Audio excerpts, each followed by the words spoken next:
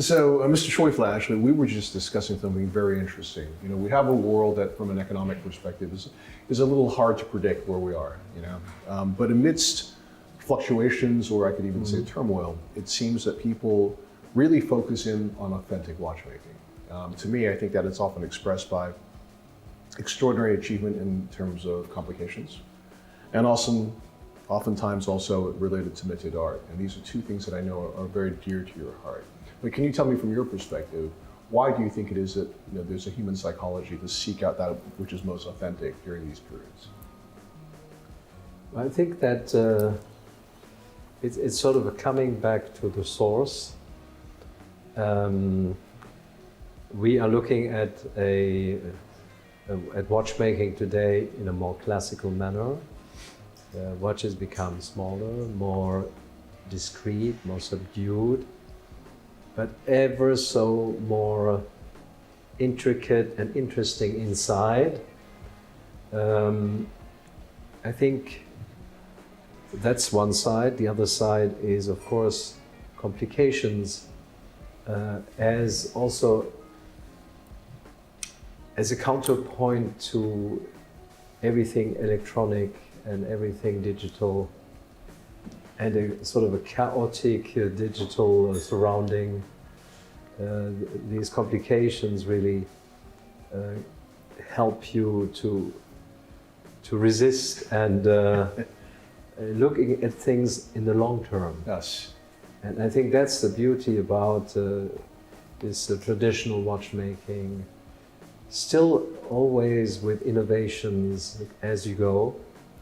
Métier d'art is another proposal that we elaborate on greatly. We have really brought it back very much into our focus, and there's like a straw marquetry dial that we are launching this year, and it's also sharing values which last. And I think that's being in a fast-moving, chaotic situation in the world that we are looking at presently. I think it's important to have a counterpoint with watches that will last over time and will provide pleasure for many years to come. Indeed, sir. And value. Yeah, and value, you're absolutely right.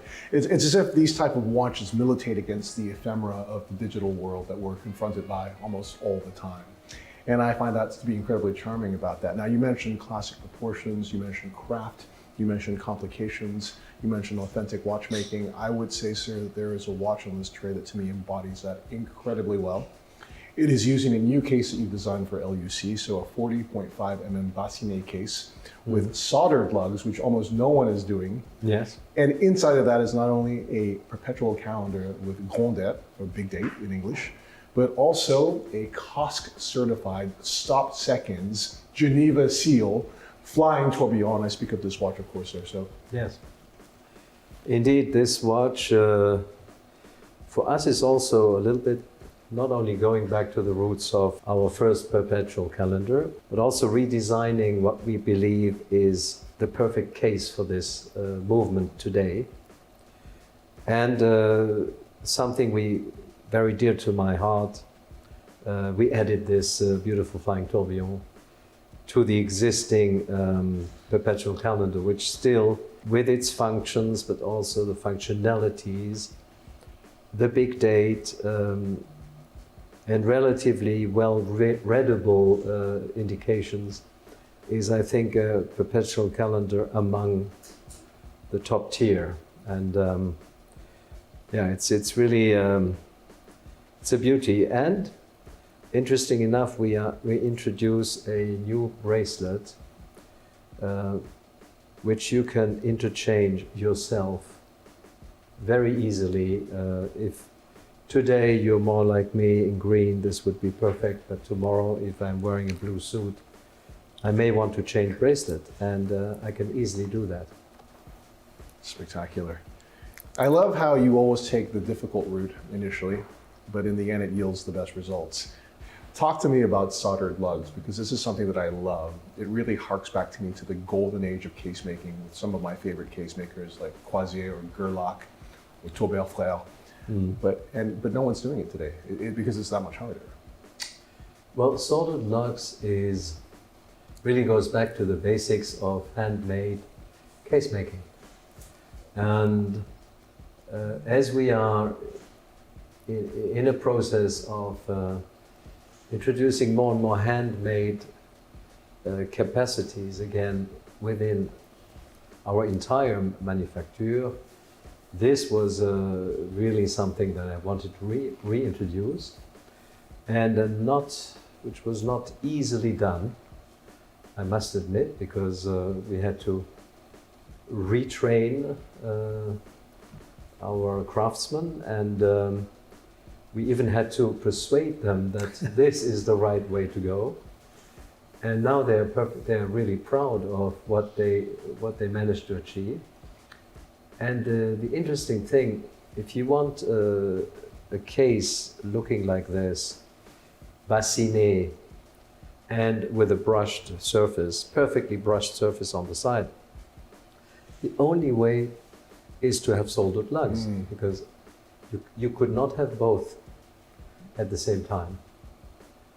So it's another detail that we added to our capacities, to our métier d'art, if you want, and it's much more than a detail, in fact. So I love that, because if you had machined the lugs as one part of the case, you would not be able to achieve what I consider to be a very signature visual texture, which is this beautiful vertical crushing. Exactly. Amazing. Yeah. So I love what you said about how you had encouraged the craftsmen to sort of retrain themselves or even rediscover the art of soldered lugs. And I think I really like the fact that you encourage this in people across the board. Now, I met a great artisan in Cannes last year. I believe her name was Natalie. Yeah.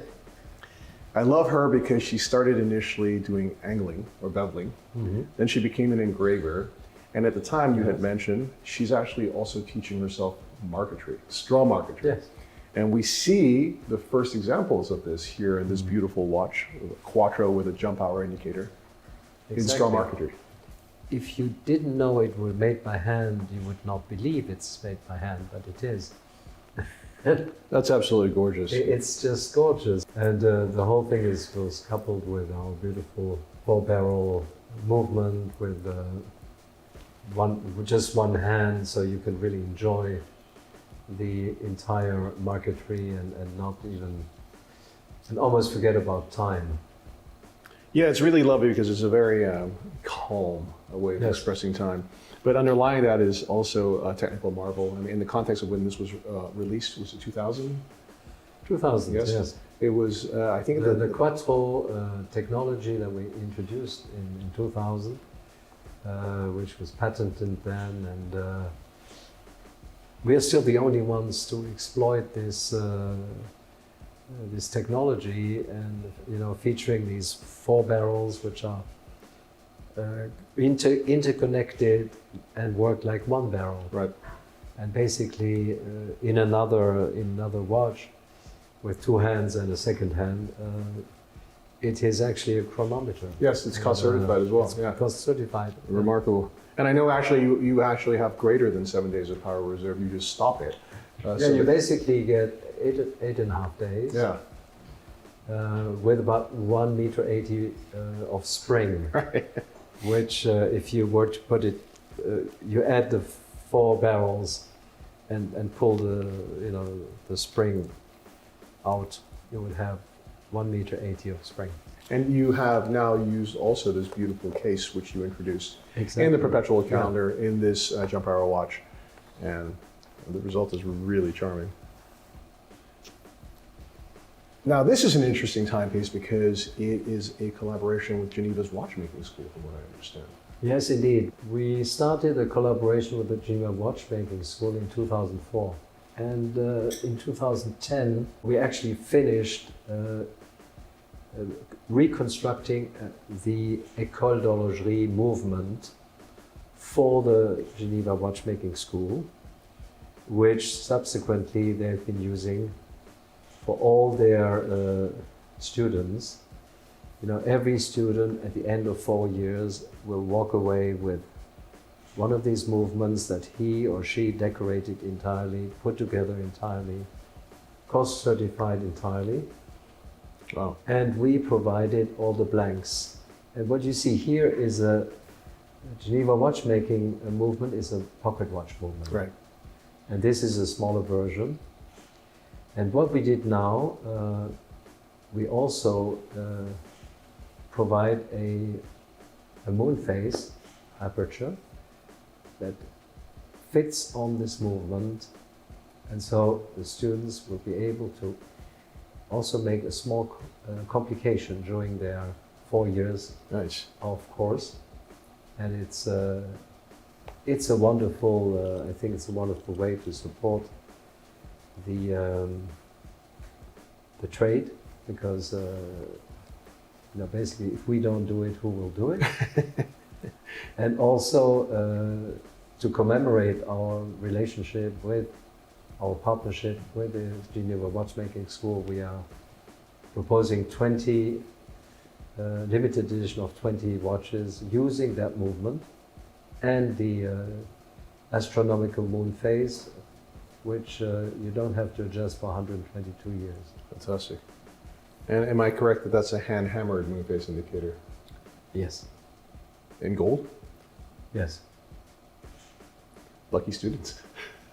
But the students, they don't, they have a steel case, Right. and their watch is slightly bigger. Sure. And it obviously doesn't have this level of finish, but That's beautiful. but I think it's important. It's an important reminder that you know, Geneva Watchmaking School is also or was 200 years old last year, and the contribution of this school towards our trade is so important. And so basically we think that by supporting the school, by providing really parts and components, it is the best way to motivate the young people to pick up the watchmaking trade. But it's a wonderful thing to do to contribute to the culture of watchmaking and to the future of watchmaking as well. Yes. You know, we have to perpetuate all the crafts, otherwise we would never be able to present you watches of this sort in the future. Absolutely. It's great because from the perspective of the press, we're always talking about engaging the next generation of collectors. But you're absolutely right. If you don't engage the next generation of watchmakers, we will have nothing to collect, right? No, not really. Now, let's go to this watch, which, as you know, is something that I have a massive admiration for. I honestly consider this to be probably the greatest minute repeater at the moment. This is a watch which sounds so beautiful, thanks to, of course, sapphire crystal gongs, and we went through an entire process to learn how they were acoustically tuned to exactly the right pitch. But this is now executed in yellow gold, am I correct, sir? No, first of all, it's executed in yellow gold, and it's basically a combination of the gold version with the sapphire version that we did before. Here you have the entire view of the movement without any obstruction from obviously back and front. But you have the solidity of the gold case. We thought this would be a very interesting combination. And we call it revelation because what we do is we reveal the entire movement, which you can really admire. Because you have sapphire dial and a total view of everything. It's fantastic. I remember when you had the full sapphire watch, we listened to it with Gauthier Capuçon, and he was remarking at how extraordinary it sounded. Yes. And it's really cool to see that transparency and that revelation, if you will, of the underlying strike train now applied to a traditional material like yellow gold, and somehow the dynamic contrast between a material that feels very eternal and traditional like yellow gold and a dial that feels, I guess, a little bit more avant-gardist. It works really well. Yeah, I think it works well, and it's one of my favorite combinations we have done so far.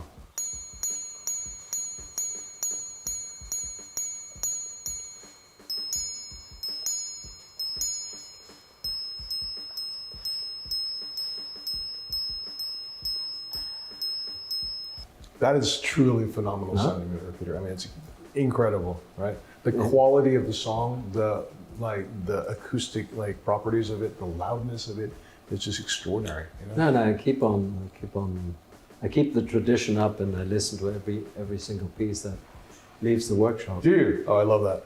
It's interesting. There is always a slight. I mean, every single watch has its own identity. I love that. At the end of the day, that's what makes them unique, you know. I mean, we talk about things that have a character that endures and that gives joy perennially into the future. Yeah. There's nothing that expresses that better than that man or Peter. So yeah. Wonderful. So perhaps we can go from there to 3 Alpine Eagle watches. Yes. One of them is in ceramized titanium. It features a high frequency movement. And perhaps we can start with that. Yeah, it's the lightest Alpine Eagle we have presented so far. The high frequency, as you know, came in an entire titanium case and bracelet. Right. Now here we have a titanium case, but we also have a movement made of titanium components. Wow. So the bridges and plates are made in titanium as well. Bridges and plates are made in titanium. And we have the rubber strap, which also allows a lighter feel and gives the watch what I would think even a more bold and more adventurous look. It's a lot. You probably see that I really love this watch. So, have you worn it throughout for testing it a little bit? I did. Yes, I did. And how did it perform? Because I assume the titanium provides lightness. I know this entire watch, including the strap, is under 50 grams. But the ceramization also creates very strong surface hardness as well. Absolutely. So it's really a tough friend to take along on whatever sport you intend to do or whatever hike you want to do. It's a perfect companion. I love it. And I have a lot of admiration for you because you're one of the very few brands that have actually commercialized a high frequency movement. Right, high frequency obviously being able to resist shocks, micro shocks, which are happening to a watch almost constantly. Yes. And it has greater autonomy of that because of the frequency. But I love the fact that because there's a second sound on this watch, you've also cost certified it as well.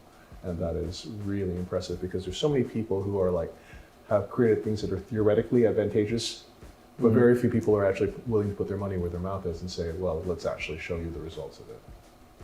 No, and basically the results are stunning. Not only did we reach chronometer certification, but the way the movement reacts to shock is what is most interesting, because with a high frequency, the shock absorbing ability is higher. So the movement will go back on track. Right. At a quicker pace than a slower movement, will not be upset so easily, So this is basically the perfect sports watch then? It is, and what I like about it, it's not a huge watch. I mean, it's not one of those 44 millimeter, 15 millimeter high sports watches that you. Well, it's funny because when we're looking at this, my colleague was like, "Oh, that watch must be 38 or 39." It's actually 41. Yeah. But because of the ceramized titanium, it feels exactly because smaller. Of the black face, the black color, and the lightness. Also, it actually feels smaller than it is. Yes. But it's still not a big watch. It's phenomenal. Yeah. Absolutely phenomenal. So let's go from this, to a watch, which in some ways, from a weight perspective at least, is a dramatic contrast. So that is the Alpine Eagle in full platinum. Yeah, it could be more dramatic. Exactly. Yes, here we are looking at the first and only Alpine Eagle in platinum. So we are talking about this Alpine Eagle, which in some ways from a weight perspective is a polar opposite from the high frequency watch in ceramide titanium because it is in full platinum. Yes. And I love it because there's something very special about the whiteness of it, but it's still quite subtle. You know, from a distance, you wouldn't necessarily know that's a platinum watch. You wouldn't necessarily know, but for those who know, Yes. those who can appreciate the difference in color, they will suspect that this is something different. But when you put it on your wrist, you'll know immediately. You definitely know, yeah. Have you weighed the watch? Yes, we weighed the watch and it's 288 grams. I love it. So it's like in this configuration of bracelet. Now, Right. if your wrist is slightly smaller, absolutely. What do you call this beautiful gradiated dial?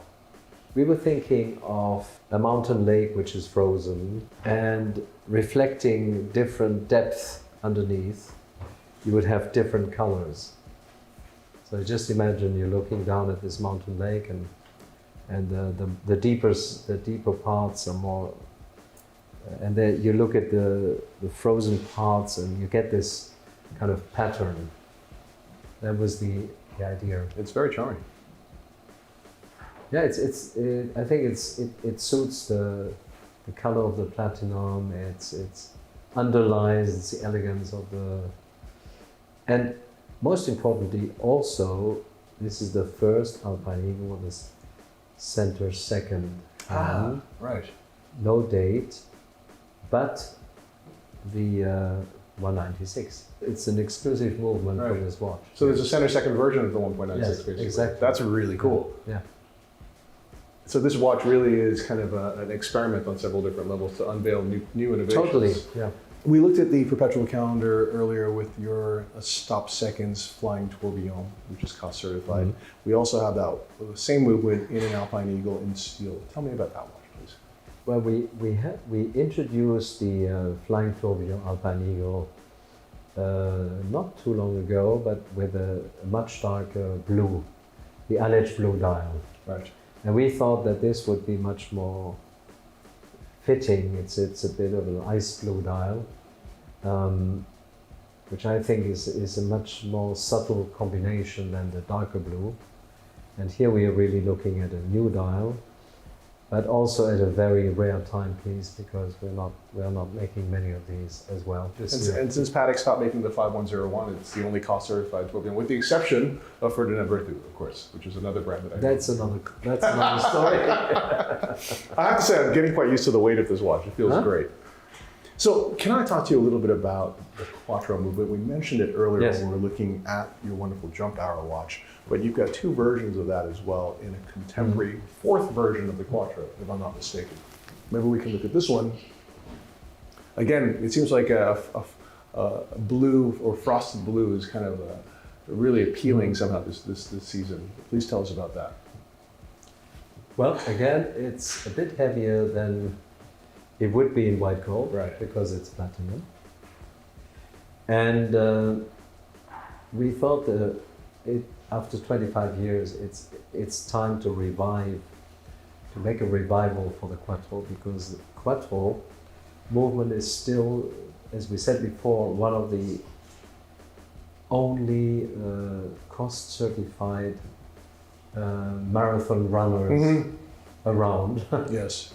Not only that, but the watch, the movement is relatively small, so it allowed us to go back to what used to be the original size of the Quattro piece, which went from, just about 40 to 42, 43 at one point, and now we went back to what we think is the perfect size for this watch. And obviously, here we're looking at the same rework case design we just spoke about for the perpetual calendar. It fits it perfectly. It's the design language of this case. And really, it provides the watch an even thinner appearance. Yeah. And I think this watch already today is timeless. I totally agree. Maybe you want to put on your glasses and look at the case you may find something which indicates that it is platinum. Am I looking for a diamond? No, you're looking for a B. Oh, right here. Yeah. Yeah, exactly. You're looking for a B that is engraved, which means this is a platinum case. And it will be in all the platinum LUC cases? Yes. That's wonderful. In this particular instance, you have not put the power reserve indicator back at 12 o'clock. No, because once we redeveloped the movement for the jumping hour. Right. And then we introduced the power reserve indicator in the back, Right. which we use here as well. As we found that the initial Quattro was very distinctive, but at the same time you had this power reserve at 12 o'clock. So here we were able to come up with a even more refined and more calm design. I love it because it's so subtle, and it actually reads 9 days. And So you that's- can read 9 days and you have enough time to catch up. So once in a while you turn your watch around and That's cool. you look at where you are, so it's fine. That's really cool. Can we now speak about L'Heure de Diamant, a jewelry watch, which is also really rooted into your family's history as jewelers from Fort Simon? I think as we are both very keen on watchmaking, I will start with the movement of the watch, Please. if you don't mind, because this is a new in-house movement that we developed in Fleurier for our diamond set watches. That's great. Which is in hand wound, very thin, very small diameter of movement, which actually also a complication in itself. The smaller the movements become, the more complicated they are to produce. So based on this movement, we elaborate now about the front here. We are presenting a watch that is in perfect harmony with our family tradition of ladies' diamond dress watches. And the collection we call L'Heure de Diamant really pays tribute to this. In particular this year at Watches and Wonders, we're putting forward all our savoir-faire, all the métiers d'art that we have around it. And we're also going to present a choice of pieces from our museum, to show the different styles and how they developed over the last, Fantastic. 30, 40 years. And this is probably as elegant and as interesting as it can get, because it's a very small, very delicate watch with a beautiful stone dial. You just commented about it. And there will be a whole collection of this watch with different color dials, different stone dials, and again, each one of them will be completely different. It's really lovely how this overlapping lattice work for the prongs at the exterior of the watch becomes kind of a signature bezel. And it's retaining the diamonds, but it's decorative in its own right, even though it's functional. And then you have, when I turn it over, pretty much any other manufacturer would have made this with a quartz movement and closed the case back. And I love the integrity, the desire to do things in potentially the most difficult way, but yet yielding the best results as well. And to have a great mechanical movement inside this watch, to me, makes a huge difference as someone that loves horology. And then the ornamental stones, this opal, absolutely stunning. So, for quite a while, we were no longer, we did not have such a small. It's really the smallest mechanical movement that we developed in-house. really cool. And it just makes, for me, that makes all the difference. And it's easy to wind as well. Yeah. Right.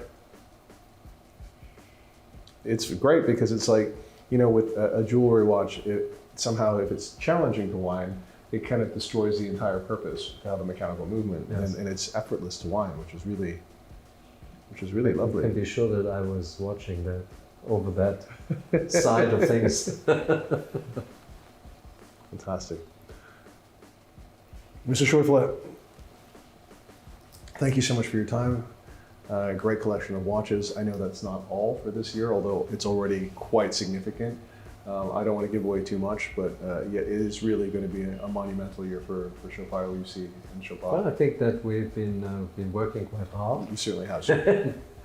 But I found it is also always very rewarding to keep these watches until Watches and Wonders actually happens, and to reward those who come to Watches and Wonders and not reveal too much before. And I think that has always been our take.